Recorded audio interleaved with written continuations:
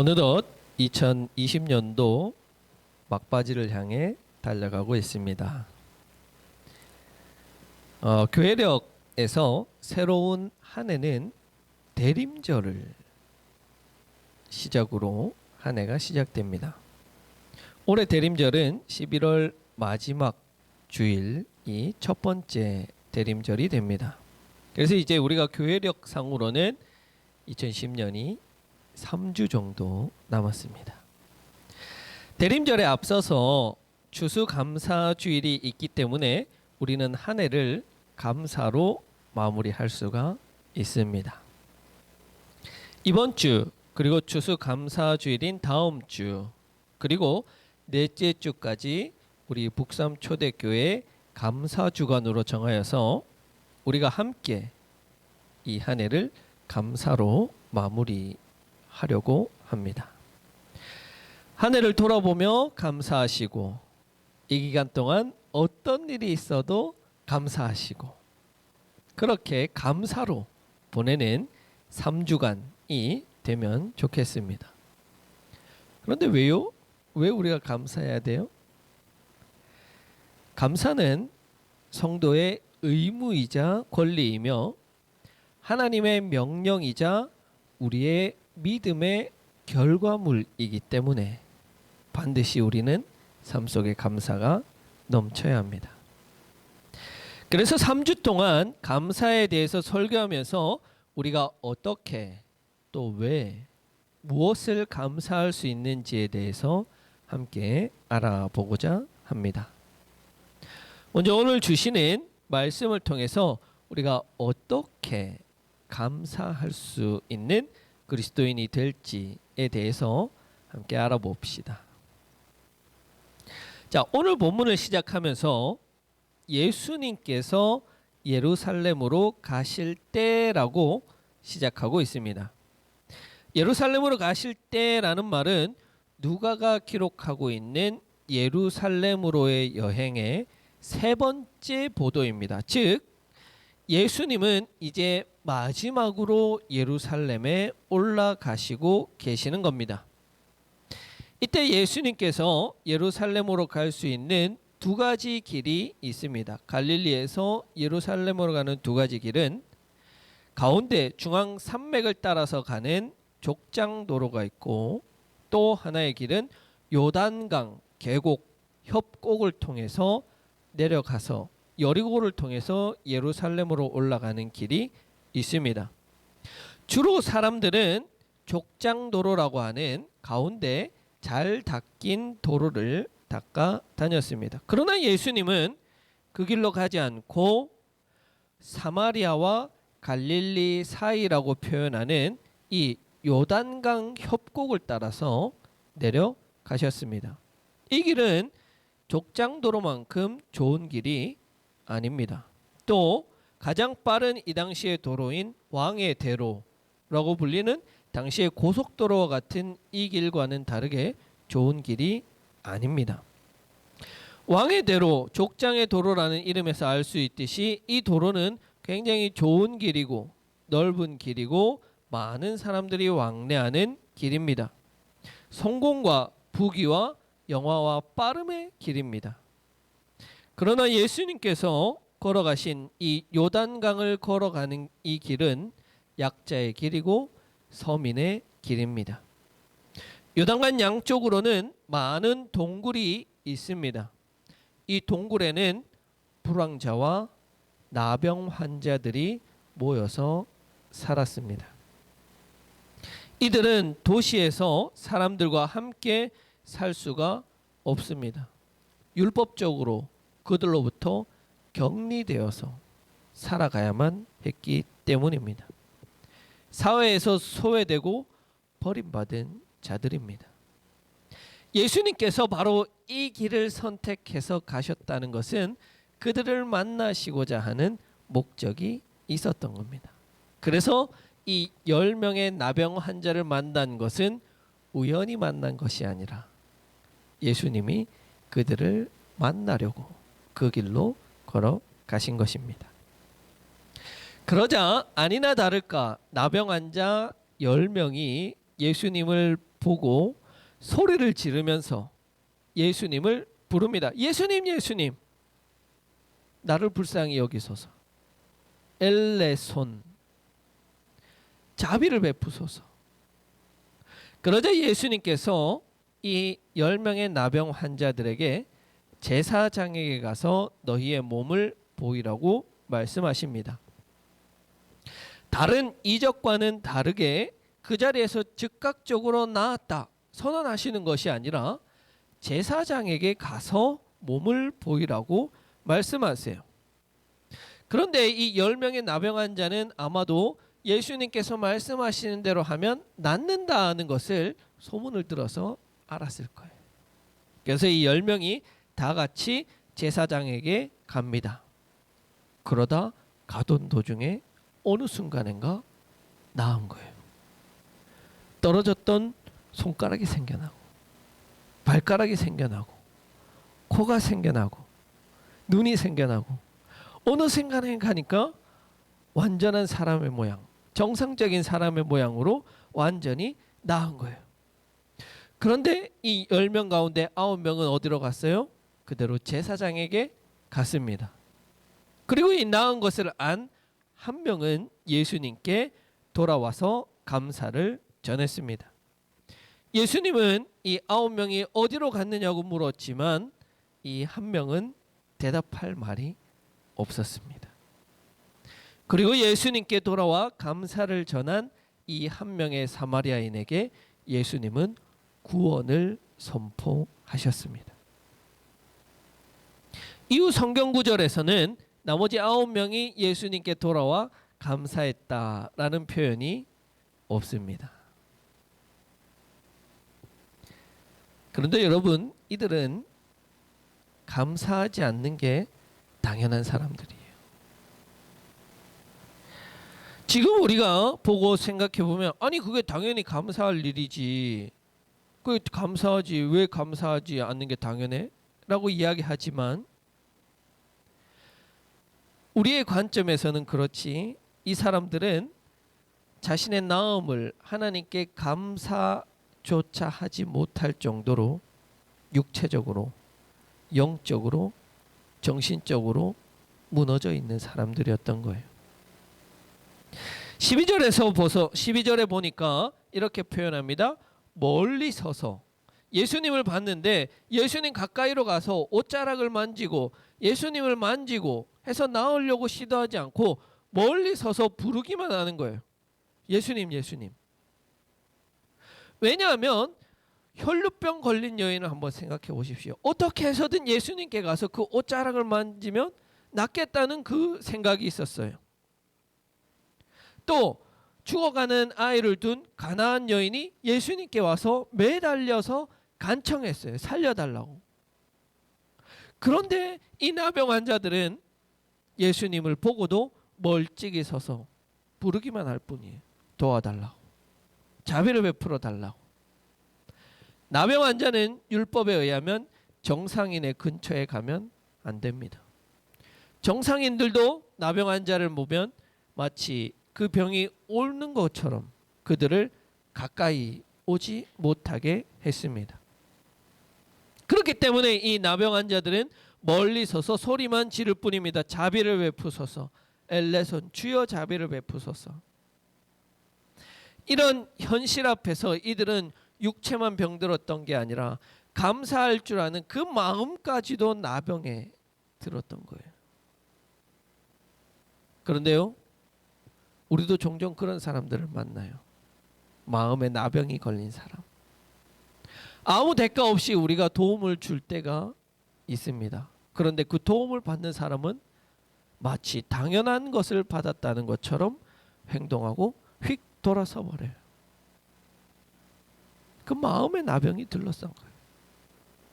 그 사람의 그 상황이 마음을 나병에 들게 한 것입니다. 나병 환자들이 그런 거예요.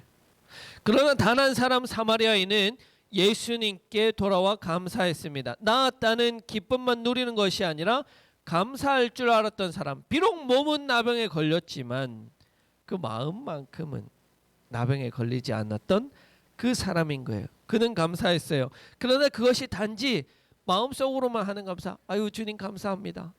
아유 주님 감사합니다. 혹은 단순한 기쁨의 표현이 아닌 실제적이고 구체적인 감사를 통해서 예수님께서 선언하신 구원의 기쁨에까지 이르게 되었다는 거예요. 그러면 이 사람은 어떻게 감사했길래? 어떻게 감사했길래 그 감사가 구원에까지 이르게 되었을까요?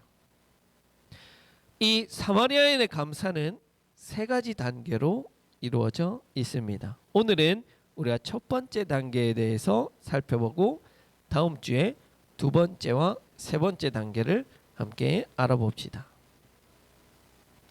먼저 첫 번째로 이 사마리아인의 감사, 첫 번째 단계는 15절 말씀입니다. 자기가 낳은 것을 보고 큰 소리로 하나님께 영광 돌리며. 감사의 첫 번째 단계는 하나님께 큰 소리로 영광을 돌리는 것입니다. 이것은 두 가지를 의미합니다. 하나는 감사의 즉각성이고 하나는 감사의 공공성입니다. 사마리아인도 제사장에게 자신의 몸을 보여주러 가던 중에 어느 순간인가 나음을 받았습니다. 손가락이 생기고 코가 생기고 발가락이 생기고 뿌옇던 살이 세 살이 돋아 났습니다. 이렇게 어느 순간에 자신이 말끔하게 나은 것을 보았을 때 가장 먼저 누구한테 가고 싶었을까요? 여러분들도 저와 같은 생각하시네요. 저도 가족한테 갔을 것 같아요.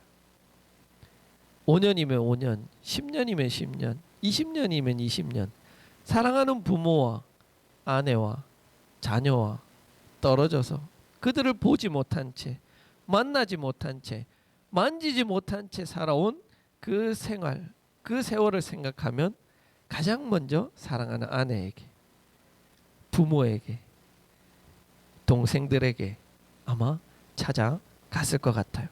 아마 나머지 9명의 나병 환자들은 그렇게 하지 않았을까요? 하지만 나병 환자 이 사마리아인에게 최우선 순위는 하나님이었습니다. 그는 길 한복판에서 자신이 나은 것을 알았을 때 소리쳤습니다. 하나님 감사합니다. 들판에서 세상 모든 사람들이 들릴 만큼 가장 큰 소리로 외쳤을 거예요. 그래서 얼마나 크게 외쳤는지 헬라어 표현 메가스, 여러분 메가라는 영어 단어 아시죠? 메가, 엄청 큰 거. 메가로 큰 소리로 하나님께 외친 거예요. 하나님 감사합니다. 하나님께 영광 돌린 거예요. 낼 수 있는 가장 큰 소리로 그렇게 하나님께 감사하다고 외쳤어요. 언제 그랬어요? 그가 나음을 안 그 순간에, 나은 것을 보고 그 순간에 감사를 외친 거예요. 이렇게 감사의 즉각성이 중요한 거예요. 우리가 감사한 일이 닥쳤을 때 바로 그 자리에서 감사할 줄 아는 이 즉각성이 중요해요. 왜냐? 우리는 감사한 일은 너무 쉽게 잘 잊어요. 서운하고 섭섭하고 마음의 상처가 되는 것은 아무리 시간이 지나도 안 잊혀지는데 감사한 일은 금방 지나면 잊어버려요. 새 집을 지어서 혹은 새 집을 사서 새 집에 들어갔어요. 너무 감사해요. 그런데 그 감사가 얼마나 갈까요? 한 달이면 끝나버려요. 새 차를 샀어요. 새 차를 몰고 다녀요? 그 새 차를 산 것에 대한 감사가 일주일이면 끝나버려요. 9명의 나병 환자들도 감사를 잊어버렸을 거예요. 너무 기뻐서 가족에게 돌아가서 몇 날 며칠 잔치를 하면서 즐거워했겠지만 곧 그 감사를 잊어버린 거예요. 감사를 잊는 거예요. 우리 삶 가운데 많은 감사한 일들이 지금까지 일어났고 또 앞으로 일어날 텐데 그 자리에서 즉각적으로 우리는 감사할 수 있어야 하겠습니다. 잠시나마 우리가 눈을 감고 기도하든지 또 크게 외칠 수 있는 상황이라면 바로 이 사마리아인처럼 메가 가장 큰 목소리로 하나님 감사합니다. 그 자리에서 감사할 수 있는 이 감사가 즉각적으로 이루어져야 돼요. 어떤 감사는 그 시기, 그 시간이 아니면 할 수 없는 감사들이 있어요. 그렇기 때문에 우리는 즉각적으로 어떠한 일이 일어날 때, 감사한 일이 일어날 때, 하나님께서 내게 좋은 것을 주실 때, 그때마다 우리는 즉각적으로 감사할 수 있어야 합니다. 왜요? 하나님 최우선이에요. 그게. 결국 감사한 일이 우리에게 일어났을 때 내가 하나님 감사합니다라고 할 수 있는 것은 내 삶 가운데 최우선이 하나님께 있기 때문이에요. 바로 하나님께 최우선적으로 감사를 드릴 수 있는 그 사람은 마음에 병이 없는 사람, 건강한 사람이에요. 영적으로 바른 길을 걸어가고 있는 사람이라고 할 수 있습니다. 그러나 예수 믿는 우리도 열의 아홉은 마음에 병이 있어서 감사가 즉각적으로 나오지 않는다는 거예요.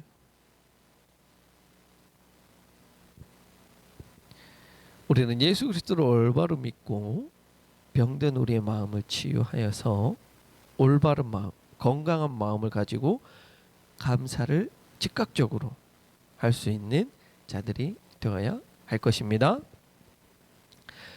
다른 하나의 의미, 하나님께 큰 소리로 영광을 돌렸다는 이 다른 의미는 하나님께 영광을 돌렸는데 큰 소리로 영광을 돌렸다는 것에 한번 주목해 봅시다. 사마리아 여인은 감사했습니다.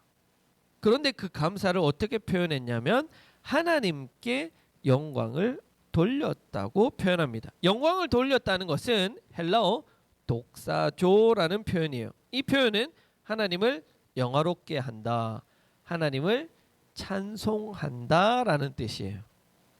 즉 세레모니 하는 거예요. 우리가 축구 경기를 할 때 보면 선수들이 세레모니를 합니다. 경기에 들어갈 때 혹은 골을 넣었을 때, 특히 이 가톨릭 신자들은 경기에 들어갈 때 성호를 긋는 것을 보게 됩니다. 또 골을 넣었을 때도 성호를 긋고 하거나 어떤 선수는 무릎을 꿇고 두 손을 모으고 하늘을 향해 기도하거나 세레모니를 하기도 합니다. 참 멋있어요. 또 그리고 우리가 이제 곧 연말이 되면 텔레비전에서 여러 시상식이 있을 텐데 배우자나 연기자나 가수들이 상을 받으면 하나님 감사합니다, 이렇게 말하는 것을 보았고 또 보게 될 것입니다. 여러분, 이런 감사는 감사의 공공성을 보여주는 거예요. 공적으로 감사하는 겁니다. 우리가 감사를 조용히 마음으로 하나님께 감사할 수 있어요. 기도하면서 하나님께 감사할 수도 있어요. 그러나 하나님께서 하신 놀라운 일들을 이웃들과 함께 나누고 이웃들도 알 수 있게끔 하는 이 공적인 감사가 필요합니다. 축구 선수들이 골 넣고 마음속으로만 기도할 수 있어요. 기도하는 것, 실질적으로 이렇게 세레모니로 기도하는 것에 대해서 얼마나 많은 사람들이 비난하는지 몰라요. 굳이 그렇게 해야 하냐, 손가락질할지도 몰라요. 그런데 그 선수들이 공적으로 합니다. 그렇게 공적으로 세레모니 하는 것은 베푸신 하나님의 은혜, 섭리, 위대하심을 나만 아는 게 아니라 모든 사람들이 알게끔, 나를 지켜보는 그 모든 사람들이 알게끔 공적인 감사를 드리는 거예요. 그러므로 인해서 하나님은 높아지고 하나님은 영광 받으시고 하나님이 드러난다면 그 감사는 얼마나 귀한 복음 전파의 도구가 되는 것입니까? 사마리아인이 크게 외쳤어요. 들판에서 갑자기 막 메가로 큰 소리로 외쳤어요. 하나님 감사합니다. 길을 지나가던 사람들이 깜짝 놀랐어요. 아니 왜? 뭐 갑자기 왜? 하나님이 나를 낫게 해주셨어. 예수님이 나를 낫게 해주셨어. 나는 원래 나병 환자인데, 나는 원래 죽은 사람인데, 나는 원래 나병이 걸려서 죽어야만 하는 사람인데, 격리된 사람인데 예수님께서 나를 은혜로 낫게 해주셨어. 감사가 전도가 되고 감사가 복음 전파가 되는 거예요. 그렇기 때문에 공공성이 있는 감사는 하나님을 영화롭게 하고 이웃에게 복음이 전파되는 역할을 하는 겁니다. 그래서 바울은 그의 서신에서 자주 하나님께 감사합니다라는 표현을 사용합니다. 우리는 고린도전서를 공부하면서 그것을 확인했습니다. 1장 4절에서 여러분의 일로 인하여서 나는 언제나 하나님께 감사를 드립니다. 여러분, 바울이 감사가 나올 만한 상황이에요? 아니에요. 자신의 자식처럼 낳아서 애지중지해서 키워 낳았더니, 그렇게 양육했더니 고린도 교회가 아주 난장판이 되어버렸어요. 최고의 포도나무로 심어놨더니 들포도 열매를 맺고 있는 거예요. 얼마나 마음이 무너지겠습니까? 제가 만약 편지를 썼다면 여러분의 일로 인해서 나는 언제나 울화가 침입니다. 화가 납니다. 하지만 바울은 감사합니다. 그렇게 함으로 고린도 교인들의 마음을 달래고 얼러서 바른 길로 갈 수 있도록 했습니다. 이렇게 공적인 감사는 공동체를 변화시키는 힘이 있는 거예요. 이처럼 우리는 감사의 첫 번째 단계로 하나님께 영광을 돌려야 합니다. 즉각적으로 그리고 공적으로 하나님께 영광을 돌립시다. 이처럼 즉각적이고 공적인 감사는 하나님으로부터 은혜를 입은 자들의 마땅한 태도이기도 합니다. 중풍병자가 나음을 받고 하나님께 영광을 돌렸으며 나인성의 과부의 아들을 살렸을 때도 그가 그 자리에서 하나님께 영광을 돌렸으며 그 외에 많은 나음을 입은 자들이 마땅히 하나님께 영광을 돌렸습니다. 우리도 주신 은혜 생각하면서 감사한 일이 있으면 마땅히 하나님께 영광을 돌립시다. 하나님께 영광을 돌림으로 우리의 감사의 첫 번째 발걸음이 시작되는 겁니다. 감사를 놓치지 마십시오. 감사는 바로 지금 이 순간 감사해야 할 때입니다.